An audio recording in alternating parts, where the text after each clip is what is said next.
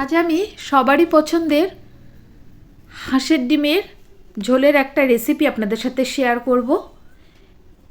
এভাবে একবার বানিয়ে দেখবেন, খুবই ভালো হয় খেতে।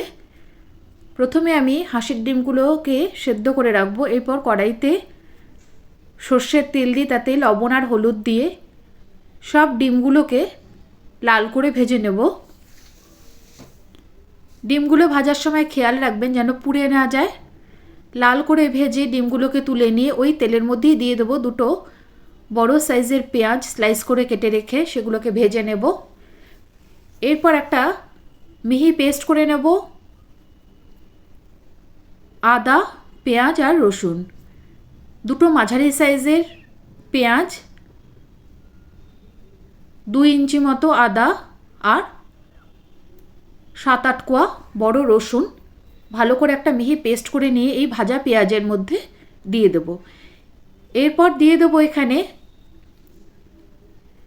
দুটো মাঝারি সাইজের টমেটো পেস্ট, দিয়ে দেবো স্বাদ অনুযায়ী লবণ, দিয়ে দেবো 1 চামচ কাশ্মীরি লঙ্কার গুঁড়ো, 1/2 চামচ লাল লঙ্কার গুঁড়ো।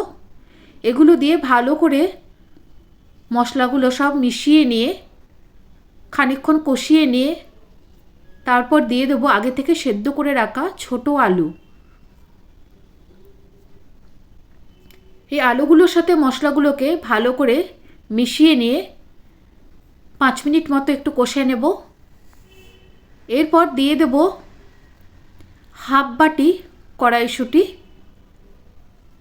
দিয়ে দেবো 1/2 চামচ মতো চিনি। লবণ আর চিনিটা আপনারা আপনাদের স্বাদ অনুযায়ী দেবেন অবশ্যই। এরপর ভালো করে এগুলোকে মিশিয়ে নিয়ে খানিকক্ষণ মশলাটাকে গ্যাসের ফ্লেমটাকে কম করে দিয়ে মশলা কষিয়ে নেব। মশলা কষে তেল ছেড়ে বেরিয়ে আসলে এর মধ্যে দিয়ে দেবো আগে থেকে ভেজে রাখা হাঁসের ডিমগুলো।